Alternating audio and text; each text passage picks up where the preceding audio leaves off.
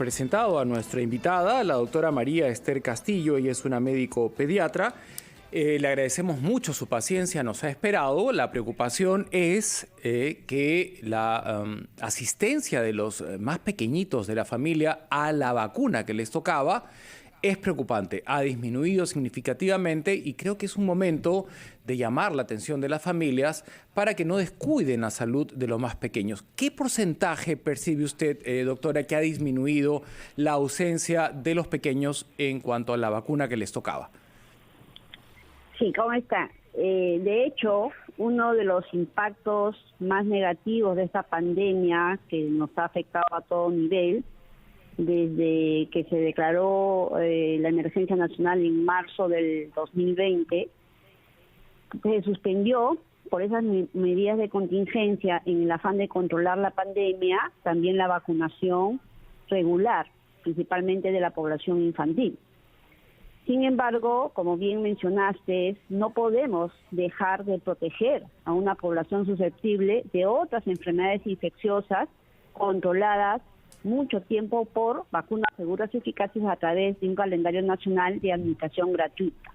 Esto motivó que en abril del 2020 se sacara una directiva en la cual se debería reiniciar la vacunación regular que fue suspendida por los motivos anteriormente manifestados, a fin de que, tomando en cuenta todas las medidas de precaución, las recomendaciones de distanciamiento y otras, comencemos la vacunación para no bajar la cobertura. Porque acá es importante, creo, recordar tres aspectos. Primero, que nuestro esquema nacional de vacunación hoy por hoy cuenta con 17 vacunas que van a proteger contra más de 25 enfermedades.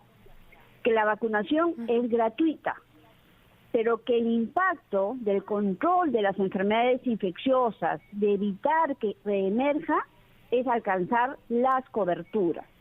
Y en ese sentido, el impacto de esta pandemia ha sido tan negativo que motivó que en abril del año pasado se retomara la vacunación para acortar la brecha y no bajar la cobertura protectora, que es 95% de vacunados con población susceptible de las vacunas incluidas en nuestro calendario, recién nosotros podemos decir no va a haber brote.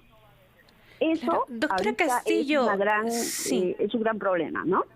Sí, doctora Castillo, y la preocupación seguramente de todos los papás, y en su momento yo también lo tuve, tengo un bebito de 1 año y medio en estos momentos, y durante la pandemia fue realmente complicado buscar, inmunizarlo, y yo consultaba con otros papás y me decían, ¿no? La efectividad que tienen las vacunas cuando no se ponen a tiempo, ¿realmente son efectivas? ¿Realmente van a proteger a nuestros hijos?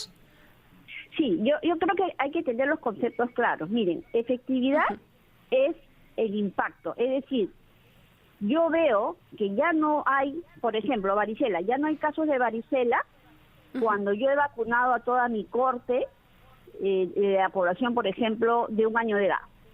O sea, efectividad es el impacto cuando yo tengo de 100 que yo debo vacunar, 95 están vacunados, posterior a esta vacunación ya no va a haber más casos de varicela.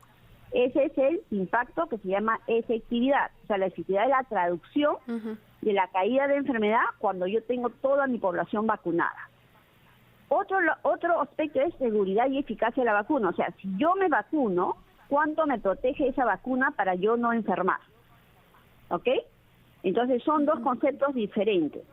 Entonces, al final, ¿qué es lo que queremos? Que no haya enfermedad, ¿verdad?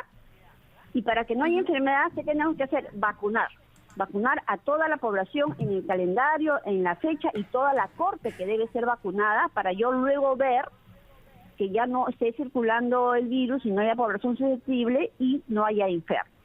Entonces, de hecho, la efectividad ha salido mermada porque no hemos estado vacunando.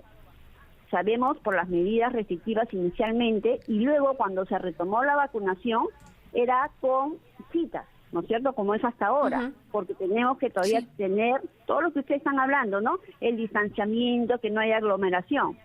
Pero ¿qué está pasando? Lamentablemente, que, por ejemplo, yo trabajo en el Hospital del Niño y tenemos nuestro centro de vacunación.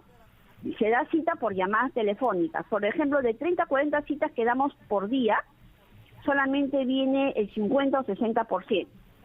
Y cuando se les llama por qué no han venido, una buena situación por cuándo han venido es porque están con COVID. Mamá, papá o algún familiar. Todavía estamos pasando una segunda ola que, como bien ha mencionado, basta que un familiar esté en la casa, todos se afectan. Entonces los padres se enferman y ¿quién trae a los niños a vacunar? ¿No? O porque tienen miedo o no tienen quien traiga a los niños que están programados para vacunar. ¿Cómo remediamos este desfase, doctora? ¿Qué alternativas de solución hay? De hecho, de que si el papá o mamá está con COVID, quizás ver algún familiar que no esté en la casa, que no sea considerado contacto, pueda traer al niño en su cita programada, porque ahora todavía es con cita. O en todo caso llamar, como llaman a nosotros, para reprogramarles la cita. Pero a veces no vienen por miedo, porque están trabajando, por temor. Entonces ahí sí hacemos las llamadas, que sean responsables los padres de traer a sus niños cuando están citados, porque están perdiendo la oportunidad de proteger a sus niños con vacunas gratuitas y la opción de vacunar a otro niño que no lo podemos citar. Entonces, si están enfermos, de hecho, o llamar, reprogramamos, o mandar un familiar que no sea considerado contacto y que pueda traer al niño. Y aquellos que por otras causas no lo traen, sean responsables de traerlo en la fecha para poder cubrir la programación, ¿no? Y no quitar cupo a otro niño, porque todavía nuestro sistema es a través de programación. Y que vengan, nosotros tenemos todas las medidas de seguridad, tenemos vacunas, hay vacunas disponibles para vacunar a la población infantil. Lo importante es que los padres o tutores responsables traigan a sus niños a vacunar. Perdón, Noemí, me imagino, me quiero poner en la situación, ¿no? Que los padres están enfermos y le piden ayuda a un familiar, y es comprensible el temor que siente el familiar de entrar a un hospital que sabemos son focos infecciosos para contraer la COVID. ¿Es muy complicado ir a vacunar al niño a la casa donde vive? Sí, la verdad que es complicado porque, bueno, si está con COVID hay una cuarentena, ¿no? Entonces tendrías que entrar con todo el equipo de protección en caso que tuvieras que ir. Lamentablemente, acuérdense que ahorita con todo el equipo personal de enfermería y técnico de enfermería que está vacunando, se está vacunando simultáneamente contra COVID. Vacunación regular, y ahorita hemos iniciado la campaña de vacunación contra influenza. Por lo tanto, en esta coyuntura es muy difícil poder ir a hacer lo que llamamos vacuna casa por casa, que sí se hizo el año pasado.